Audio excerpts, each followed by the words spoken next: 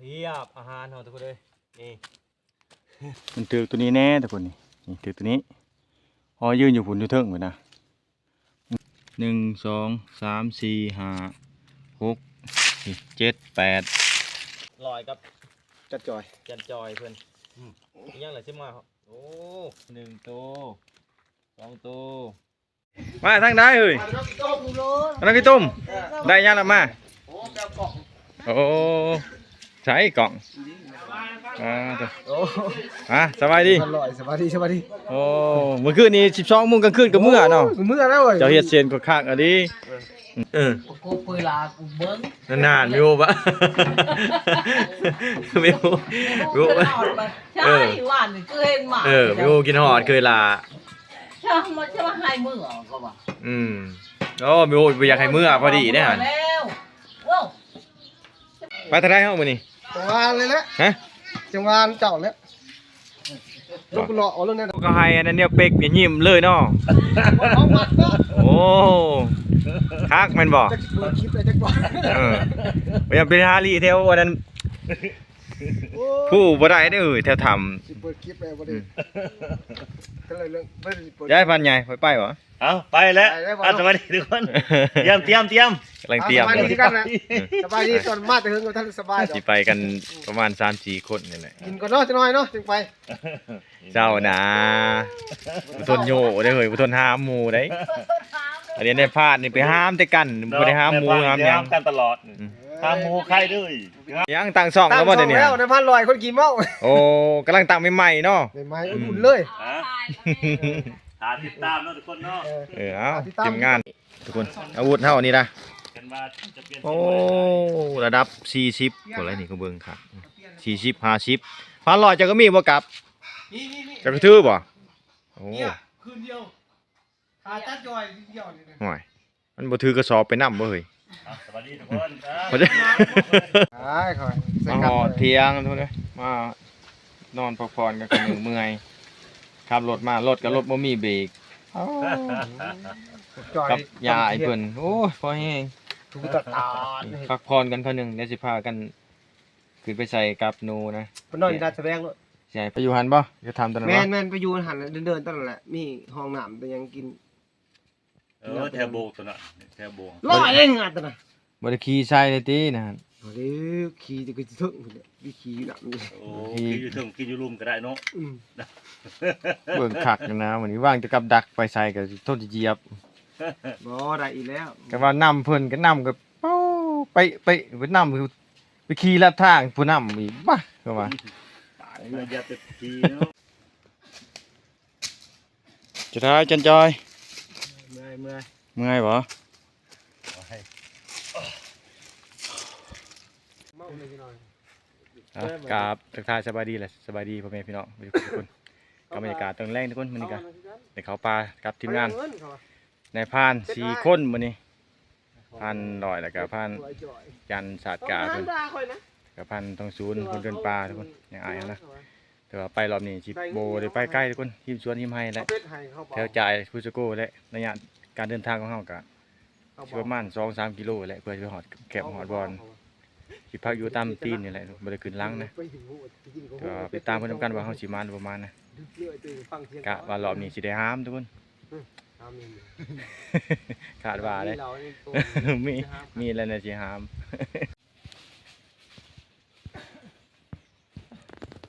คือว่าเขาปลารอบนี้เขาตำเจลไปหลายอยู่ทุกต้องเป็นห่วงมีเจลให้กินหลาย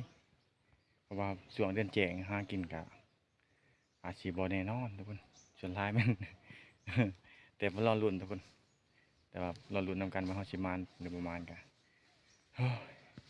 เป็นพันลอยก็เมาแล้วแต่ไปหอดไซเป็นจะได้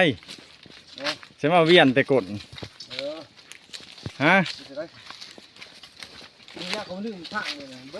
มันสิได้กะใส่อยู่บ่กับนูนร้อยบ่ไป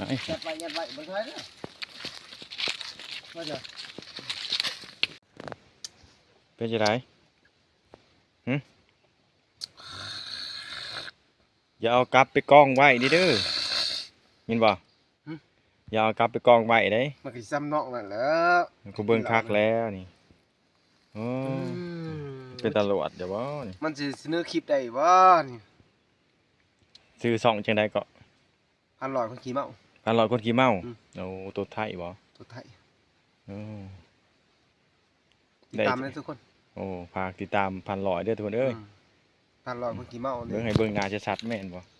โอ้ยมันบ่เมาดอก ไปลุกๆถือว่ายังใกล้ได้บ่เฮาสิไปพักทุกคนยังใกล้เติบได้ประมาณอีก2กิโลเพื่อสิฮอด ลงไปได้มันอยากจะกระทง ไปวันนี้เราจะเดินทางต่อนะพักผ่อนนิดนึงมันลอยกับไล่ตะกดนั่นแหละเราจะกินเป็นเบิดเลยเราทุกคนมันจะบริไลใช้จันจอยทุกคนกับพันลอยนะสิเลาะให้ไปเลาะใส่กับหนูอยู่นี้นี่ห้องตัวนี้แหละเป็นจะได้กับเบิ้งตามโคจิ้งกันแล้วจะไปสิเบิร์ดบ่กับนี่หาเสืองเดือดทำมาจักครับยายเป็นยายเขาสิไปเอาเครื่องไปปลาอยู่ทับก่อนอยู่เข็มบ่เขาสิพักเศร้าทุกคนมากเลยยังบ่ใกล้ไปได้แค่นั้นครับมาหอดบอลเนี่ย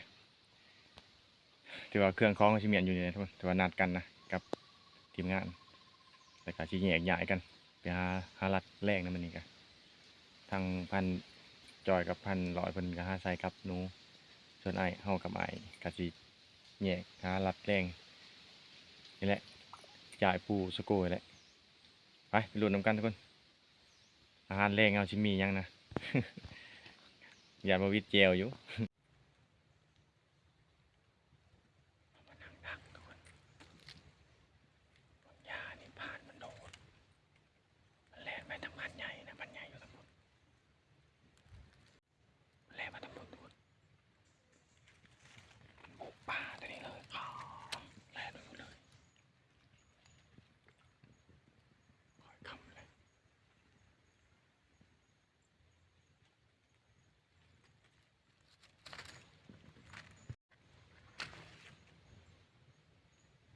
จะได้นะทุกคนน่าจะแม่นเต็มตึกเลยเขาเต็มหัวแดงพบเอาบงก็ต้องมีทุกคนส่วนลายมันจะไปตามปากกระสังนะพาไปเหี้ยตอนนี้เขาก็ยังอยู่กลางป่าอยู่ทุกคนนั่งดักอยู่ได้กับท่านเห็นยังมาอิดจัดเลยได้ยินแต่เสียงลมโอ้ยมันจะได้ยินยังบ่สินั่งได้อีกประมาณ2 ชั่วโมงสิลงไปหาทีมงานก่อนว่าหลอดแล้วนี่มันน่าสิบ่มาเลยทุกคนเพราะว่ามันโป๊กเฮาเลยทีนึงหลายคนก็อาจสิรอลุ้นทุกคนแต่ไงเฮาหลานะอีกบ่โดนทุกคนอาจสิได้ดังใจเฮาไปบ่ด้วยคนนังจ้าเฮานั่งดักก็หลายชั่วโมงเติบตอนนี้ก็เวลาประมาณ7-8 โมงนะทุกคนเลยส่งไปหาทีมงานก่อนหากินข้าวกินน้ำก่อนจะกินอะไรยังกินโอ้ยเดี๋ยวเราห่วยเลยทุกคนเลย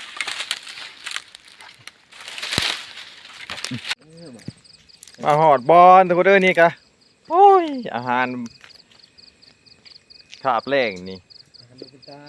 อาหารเป็นตาทุกคนรถถังแล้วก็ยังเนี่ย เขาจ้างขี่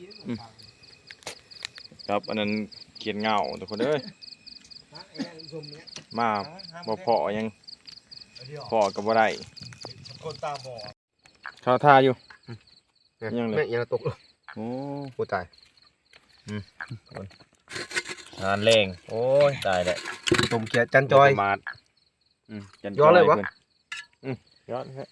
เยอะเลยเยอะเลย กินข้าวแรงก่อนทุกคนเด้อ กินข้าวแรงก่อน แล้วไปพอไว้หิวข้าว พูกินโล่ๆกัน นี่เราจะนอนอยู่นี่เลยทุกคนเอาไม้แปะอันปีก2 แผ่นพอแล้วนอนพักผ่อนอยู่ดีนะส่วนทีมงานนอนอยู่แหละยายเพิ่นก็จะนอนอยู่หั่นพันลอยกับพันจอยจันจอยเพิ่นสิไปหาดักก่อนเพิ่นว่าเฮาหลอบเด็กๆเพิ่นอาจสิไปขอพักผ่อนกันทุกคนเด้อสิไปรออากาศกันทุกคนเด้อตอนนี้ก็ ตีหนึ่งนะตีหนึ่งครึ่งเดือนกับแจ้งแท้ๆซ้ำกลางเว้นจะลองเลาะเบิ่งยันว่ามันพอบอกพอเบะมาใส่ก็มีทางในพันลอยกับ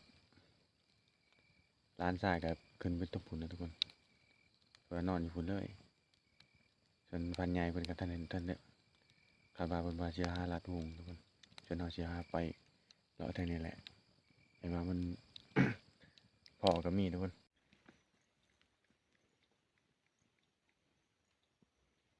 ตอนนี้ก็3-4 โมงแล้วทุกคนเนี่ยสิแจ้งแล้วได้นี่สิย่างขึ้นไปดักถึงจ่ายพุ่นแหละย่างขึ้นไปถึงหมดทุกคนเนี่ย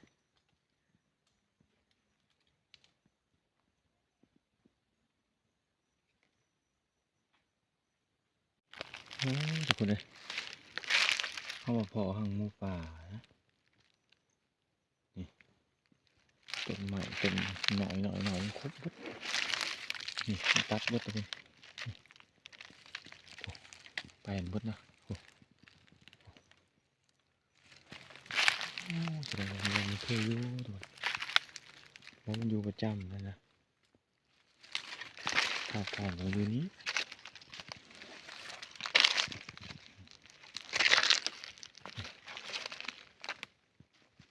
เรื่องบอกจากนี้ทุกคนพอจะได้ไปอยู่พุ่นนี่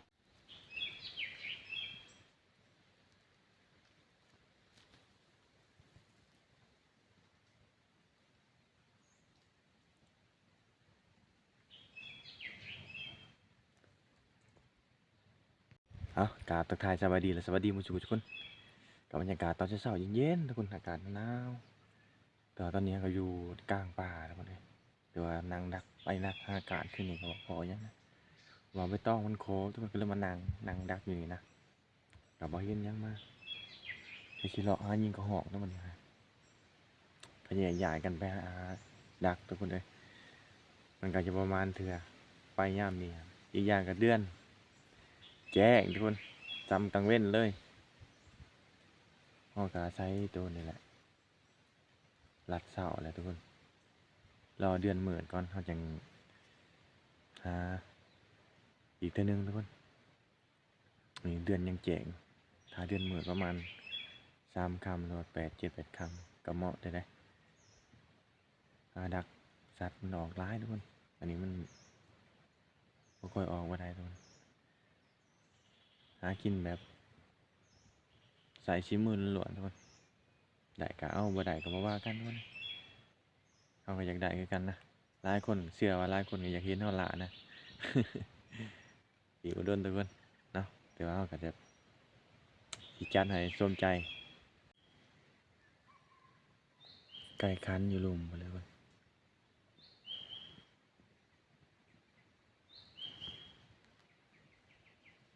ก็ตอนมาตามเสื้อนี่แหละทุกคนนะนี่นะ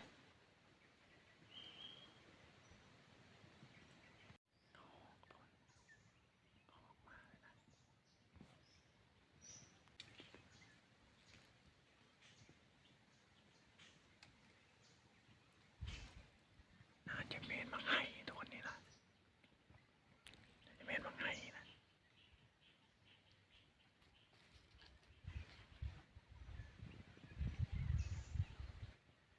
ไถ่ขึ้นมันใหญ่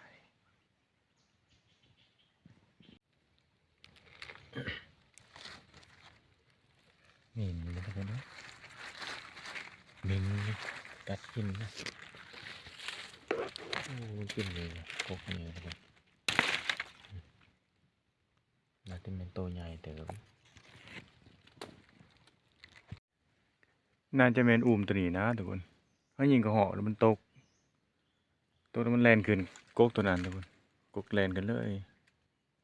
มันยิงแต่ตัวต้นทึ่งไปแหละแลนลงมาพี่แลนขึ้นนี่แล้วก็เขาก็ยัดปืนก่อนได้ไปส่องเมืองบ่เห็นจะไปทางใดแล้ววันนี้น่าจะเขาอุ้มตัวนี้วะอุ้มถ้าพุ่นกับมันมีวันไปทุกคนถ้ามันลงก็ลงใส่เสื้อกอไผ่อะไรก็อะไรโอ้ยก็จะได้ลาบกับแห้วอีกแล้วนี่คือต้นตัวนี้ทุกคนนี่นะ ตายไปงานตัวนั้นโอ้ไปพูดมาเลเซียมาแล้วเอาชิลองขึ้นไปเบิ่งทุกคนเอา ยืนหยัดปืนก่อนทุกคนโอ้ยกะว่ามันขึ้นนะง่อยนานเราไปส่องมึงวันนี้บ่เห็นวันนี้จะมันไปทางใดมันก็แล่นไปเลยแล้วโอ้ตัวบางใหญ่มันแดงจะคืนนะทุกคนไตเครือตัวนี้ขึ้นไตมาพี่เชียร์จะบริเวณนี่แหละทุกคนนะไปหาตัวใหม่บ่เห็นเลย ทางมินทางฮอนทุกเลยนี่ไปใหม่เห็ดใหม่อยู่เลย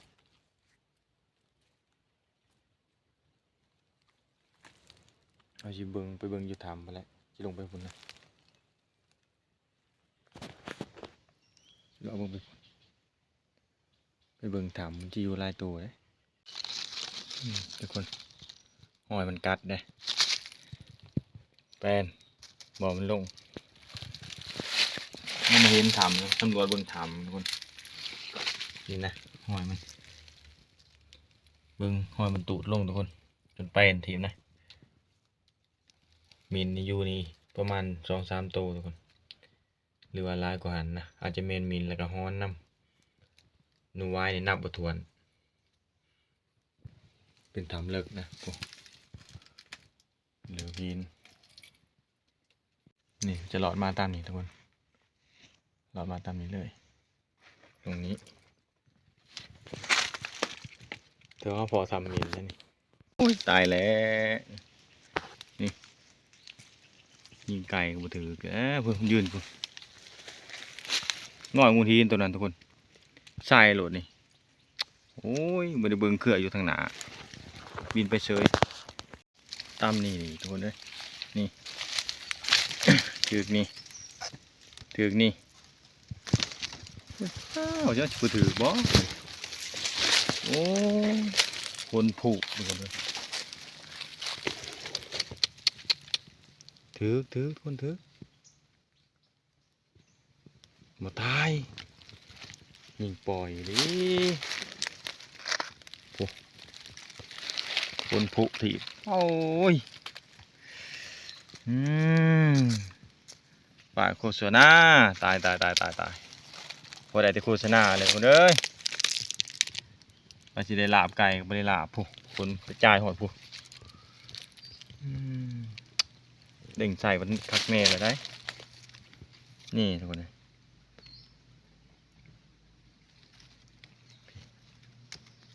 ถือบุคักนะตายว่าจักชิลองนำเบิ่งเลือดกามดูจักแล้วกันก็หอกก็ยิงปล่อยไก่ก็ยิงปล่อยกินยังหรือบ่นี่2 โตเลยทุกคนเลย สมสื่อเลยพอได้แต่โฆษณาบริกินบริยาด้วยนี่ฮะมันชิบได้อีหลีบ่ทุกคนสิไปเบิดมือวันนี้เบิ้งมันสิยิงปล่อยอีหลีบ่พอได้แต่คนผูกเอาขึ้นว่าล่อเลยนะครับมันบริไกลทุกคนเพราะว่ามันหักมาทุกคนนะ1 บอน 2 บอน 3 บอนเพื่อจะหอดไก่อาจจะถือบลายเพราะว่าเขาใส่ลูกวานนะไม่ได้ใส่ลูกตัดคาดว่าตอนเสาร์ยิงนกยิงนูเอายิงกระหอกนะกระหอกก็จะถือกลมันไม่จะได้แกงหางเพลงบางขึ้นก็เสียมาไก่อีกก้อยมาใส่ก้อยแล้วพอได้ดิยิงปล่อยไปคือจะช่วยอะไรครับเสาทุกคนตอนนี้ก็9 โมง 10 โมงเลยจะเลาะไปเบิ่งอย่ามันตกอยู่หันเลือดตกคาโคกหรือมาจากบินจับอยู่หันทุกคนนี่มันถือตัวนี้แน่ทุกคนนี่ถือตัวนี้พอยืนอยู่ฝุ่นอยู่เทิงเหมือนนะหน้ามา3 บอน 1 บอน 2 บอนตรงนี้ ตัวลูกปืนเขาก็ใส่ลายอยู่ได้ลูกปืนนี่เบิ่งนี่คือนี่1 เม็ด 1 เม็ด 1 1 2 3 4 5 6 7 8พออยู่ถึงมันสิถือแบบเจยลงเลยทุกคน8 เม็ด 9 เม็ดไปแล้วพี่แม่นเบิดอันนี้9 10 10 11เขาใส่ลายเด้พี่คนนับจะพี่กระจายหอดผู้ตกพูเลยเคว้วไปเลยผู้โอ้ยแม่นสิกินคนเลยบินไปทำปุ่นนะมาจากลายว่าสุนทรโรจนาว่าใครเนี่ยที่เขาตั้มเจลมาลายอยู่เมื่อจำเจลเลยเบิ่งคักเลยนะก็หอกกันยิ่งกับเพ่งบางเลยทุกคนโอ้ยแต่กันยันปืนไปซองเบิ่งบ่เห็นนี่เลยเมื่อยแต่หามาไก่อีกมื้อนี้ปุ๊บินไปตะพู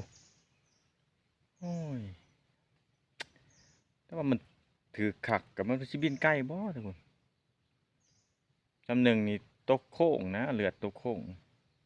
แขนหูดังนะทุกคนไก่เชียวลายแขนก็ตกอึกเลยนะไอ้สิบินไก่นี่สิลองนํเบิ่งนี่ไก่นี่นี่ทุกคนหอยงัวหรือหอยหมูมันใหญ่เลยว่าที่งัวคุณทะเลลุง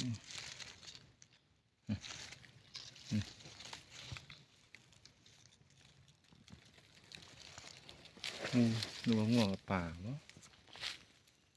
ลงไปบนทุกคนน้ำคำแค่นี้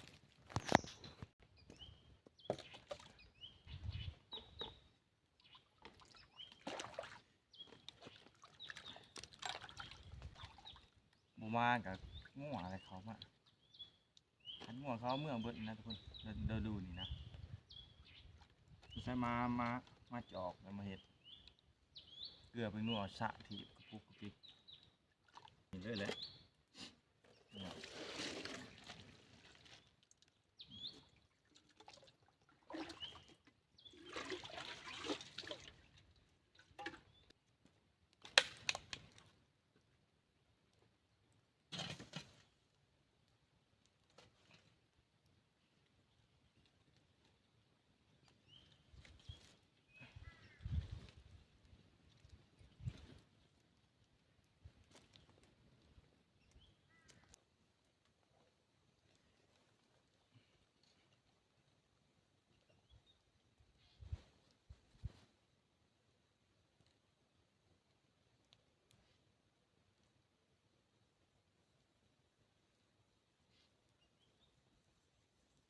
พ่อยังไงลุง โอ้ยพอมาให้อยู่มัน มันให้ใหญ่ มาให้ใหญ่เลยโอ้ โอ้ ยิงเข้าบาทเดียว ได้เหรอ ได้ตัวหนึงแล้ว อ่า 1,000 ไปเลยโอ้เฉพาะเขาเห็นมาทางมันผิดไม่ใหม่ โอ้ ก็เลยมาให้กำลังหมากบุญเป่าครับโอ้บอก ฉัน เป็น ไม่ หลอก เมาไป เออ โอ้ ตับโอ้ยัน นี่ยัง ไปพอมาให้นี่ โอ้มันให้ยังสมาชิก โอ้ง่ายนี่น้อยใหญ่ แต่มันใหญ่แล้วก็ดอกมันให้ยังเดี๋ยวนี้ปลาที่ ถ้า สุด บ่เคยเห็นจักเทื่อจังวะ ใหญ่เลย มันให้ โอ้ย ดีใหญ่เลยทุกคน โอ้ สำคัญกับอันนั้นมักเหลื่อมปลาทุกให้ใหญ่เลย ให้ใหญ่ หน่วยสกปั่นได้ยังนะจอย เนี่ยไม่ได้วายเลย โอ้ย ดูวายเอาวายแล้ว ตายเลยตู้วายได้จักตู้ 6-7 โต โอ้ตัวนั้นท่านได้ใต้เด้จอยหันติงนี่นี่นี่ พันลอยกับ จัดจอย จันจอยเพิ่นอีหยังล่ะสิมาครับโอ้ไปจากอีดอกอีแดงโอ้ลงตรงนิ่งทุกคนเด้อเกียดอีหยังตัวนี้ เกียรติปาด โอ้ เอาไว้ ตัวนี้ละเสียบนี่1 ตัว 2 ตัว อีแดงเห็นผ่านใหญ่เป็นเฮ็ดเดียว 3 ตัว 4 ตัว ขนาดเนาะ 5 ตัว 6 ตัว 7 ตัว 8 9 ตัวถูกไหม เบิดคืนเบิดมุกนะ วัดคืนสอดเจงเลยก็นอนเผาเอาที่นี่ น่าจะโต9โตเบิดปานร้อย 9 ตัว โอ้หนูนี่เนาะ นี่ของพันใหญ่เพิ่นจัดการให้ซ้ำนี่แหละคุณยิงเสานี่แกล้ง โอ้น่าจะมันแดงเนาะนัววายหน่อบอกนัวแดงนัวแดง ว่ารวมแล้วจักโตนี่ มาพูดเลยฮะ จักโต เก้าตู้ จะเก้าโตเนาะอ๋อ ชิปห้อยเดือน นี่10มวยเดือนเนาะ โอกาสดีเลยทุกคนเอ้ยโอกาสดีนาทีทองเลยเพราะว่าทางทีมงานเฮาไปเพาะอันนั้นต้นไห้ใหญ่เลยบางไห้กำลังสุกเพราะว่าโอ้มีหลายอย่างเขาสัตว์สาวสิ่งนับแต่หน่อย กระถางมีได้สิบ่ถ้ามันสิเขากินได้ ปลาลอยโฆษณาคือนี่จะได้ไปขายข้าวเปียกแทนนะฉะนั้นที่โอ้ว่าจิดักหยังก็บ่จักดักก็อยู่ทั้งลุมไปแล้วแบบเอ้าเสียงหยังคือบ่เห็นรับเห็นนอนจักเทื่อ พยานกบเขียดมันบ่มีแนวกินนะมันบ่มีเนี่ยกับเปียกกินแล้วไปขายกับเปียกมันกินออกจอนี้ดีๆนะตัว ออกตอนนั้นยันตาย ก็ นะ ทำเลยเด้จอย ตายบ่ลูก ตา ตายบ่ เราโต๊ะนะฮันก็มันบ่อนนั่น ว่ามันขึ้นกุกตัวนั้น ก็เอามันถือเก็บเอาไป ไป มันแล่นขึ้นนะครับ ลีเธออุ้ม จันจะได้ก็อยู่ ไปหายตุไปจะหน่อย และปันลอยคืนคัน จะน้อยไป ไปเอาบังคารามเลย พอดีไปเบิ่งทางมีนนะครับแป้นที่ นินบอจอยว่าอยู่ฮัน ยันนำกันนะครับเห็นนำกันมาจากในห้อง ไปเลยนายจะเย็ด นี่บ่ไข่นะ เพราะว่ามาอย่างเงี้ยซึ่งมากระดักกระดอก ใบมันกับพี่ได้ใบมันได้ นกเป่านี่กินตุ๊ด เกลือ มาเลี้ยวกับอิ่มให้มันกินเลยได้ แล้วมันสิกินบ่พอดีมันตีถิ่มปุบปักตัวนั้น โอ้มันจะสิได้เนาะ โบกไปนอนอาหารการ มาให้ตัวนี้โอ้ จะปลายในทะเล จาน พอดีเดือนมือ ก่อนหูแล้วอยู่ทางกันน่ะผู้วายผู้มัดมาให้นี่เฮ็ดกันนะพากับผู้บ่นกเป่าจะเบิ่งคลิปเพิ่นเห็นตัวนั้นทำไมมันลายแต่มันเขาเป็นพันนี่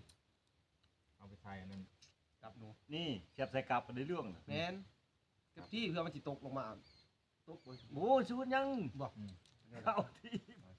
มันกำลังกิน เท่านั้นนูหันเท่านั้ มึ น งว่ามันสู้หนึ่งนะกำลัง คืนนี่ มึงว่ามึง กัน นี่รอบ เดี๋ยวนี้อันนี้ก่อนน้ำพันใหญ่ก่อนบ่ได้เป๊กกัน